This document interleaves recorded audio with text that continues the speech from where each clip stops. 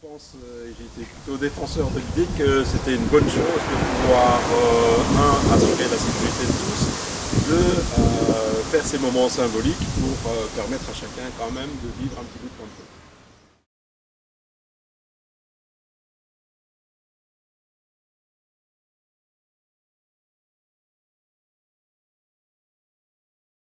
Alors, j'ai trouvé que ça venait un petit peu tard, mais j'ai salué vraiment la décision du collège, puisque c'était indispensable à mon sens.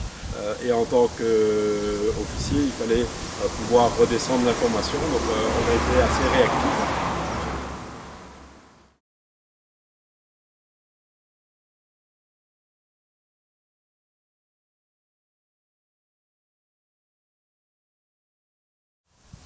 Alors évidemment, on avait mal au cœur, on était triste, fort triste, et donc on a pris contact plusieurs fois par mail avec les tromblons pour expliquer comment ça se passait. Et donc ça a permis voilà, de quand même prendre contact et de quand même diffuser des messages d'amitié qui est un lien dans ces marches. Et puis après, on a préparé ça un peu en famille en se disant comment est-ce qu'on va organiser notre tour, notre décharge et ce genre de choses. Ce qui fait que ça nous a mis un tout petit peu en dynamique quand même, comme si on allait y arriver. Et alors, c'est quand on a été vraiment le vendredi soir, au moment de la distribution des costumes, qu'on s'est rendu compte qu'on n'aurait pas nos costumes, que voilà, c'était difficile à vivre.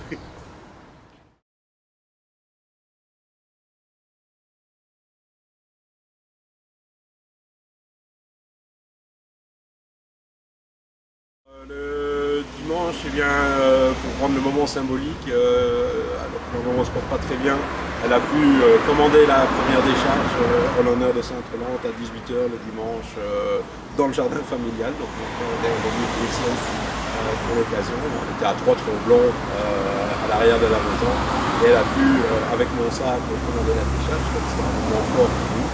J'ai partagé avec mon frère. Et puis le lundi, à l'heure normale, on est parti avec mon frère sur les chemins du Tour de Sainte-Rolande, donc en partant du quartier Baudouin à Jacqueline Centre et puis en partant vers Igné.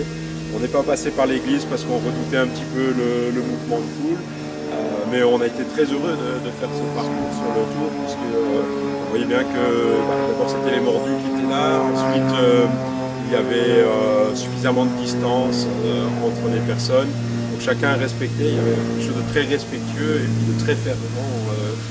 Les gens qui étaient là avaient vraiment le sens de la procession en le faisant, avec ci et là des moments où on entendait le tambour et ce genre de choses. C'était particulier parce que je le vois encore sur les chemins entre Gerpine et Igné, où d'habitude on a cette escorte entre chien et loup, puisque le jour se lève.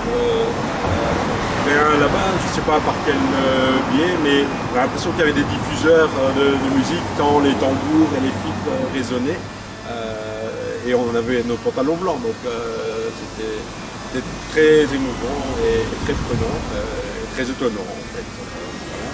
Le mardi, malheureusement, on n'a rien fait à la retraite, mais on a fait le jour des femmes, puisque à Gerpine, le mardi est consacré aux femmes qui nous aident toute la Pentecôte. En général, elles se lâchent un petit peu, elles font la fête. Et donc, on a été manger avec ma compagne chez mes parents. On a fait les traditionnels vitoulets, boulettes de sauce tomate, et on a bu une petite goutte, en se compris sur la place des combattants vide. C'était absolument triste de ne pas avoir toute cette nuée de marcheurs qui sortent d'un peu toutes les rues, avec toutes les compagnies qui se concentrent le mardi matin sur la place de Gerpine. Ici, on était seuls, mais on a bu notre petite goutte sur la place.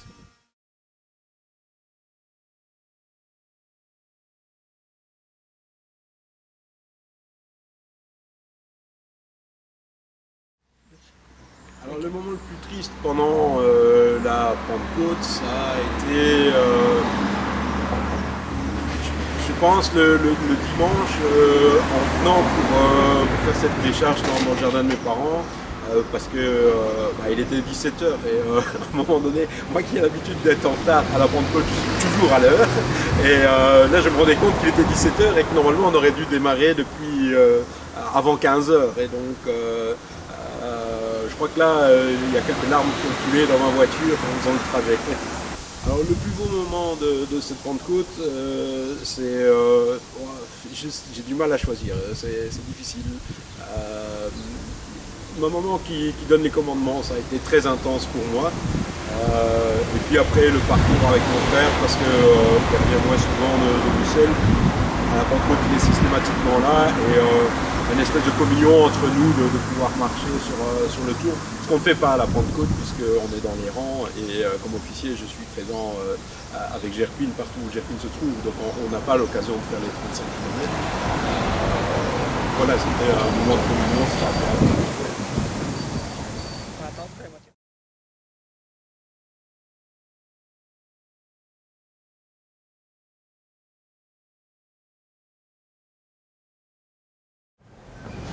Ah, j'espère en tout cas que cette année-ci va nous permettre de nous recentrer sur notre ferveur, parce que je pense que ça a mis tout le monde un peu KO du fait de ne pas être en costume à la Pentecôte, et que à la longue on a tellement l'impression que c'est acquis que parfois on fait un peu plus gain d'œil que on est respectueux et dans la tradition.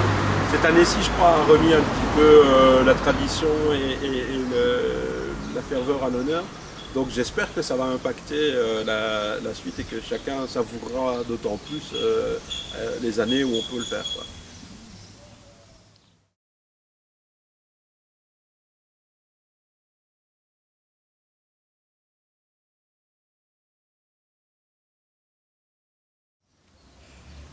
Qu'est-ce qui t'a permis de tenir le coup ces 3 jours de Pentecôte? Alors, ce qui m'a permis de tenir le coup, c'est clairement le fait d'avoir quand même des moments symboliques, et donc de se rendre compte que ça avait lieu quand même, et le fait d'être entouré de mes proches, voilà, on a quand même vécu ça un petit peu en famille.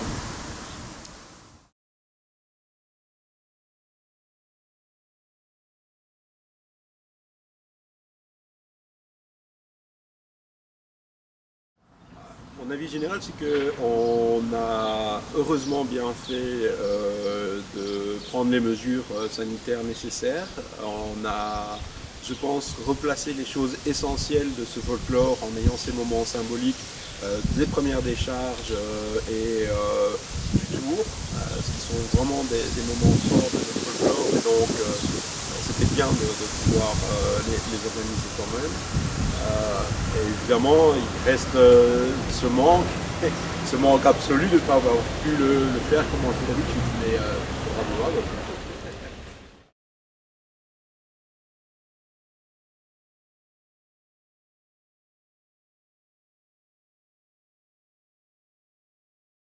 Je voulais être un petit peu au-delà des bâtiers sentus. En fait, le centre culturel est symbolique. Pourquoi? Parce que si on a bien fait attention, à Télécembre, lors de la Pentecôte, on a réentendu le direct de 2011 où Étienne Pévenas, directeur du centre culturel, commentait avec Sandra Guilly la procession, la rentrée de la Sainte-Rolande. Et donc c'était un petit coup d'œil, un petit clin d'œil pardon, à Étienne Pévenas et au centre culturel qui ont été de longues années partenaires du folklore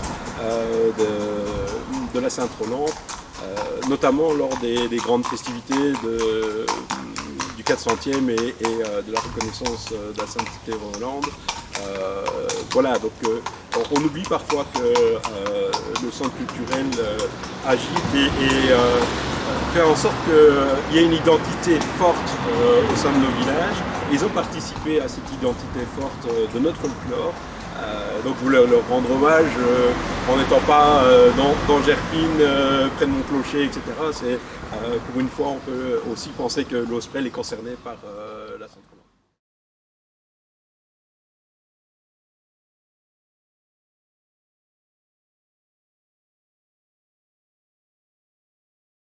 Aussi, je pourrais dire que je donne rendez-vous forcément à tous mes tromblons, j'espère en 2021, parce qu'ils m'ont manqué et qu'on aura forcément plaisir à se retrouver.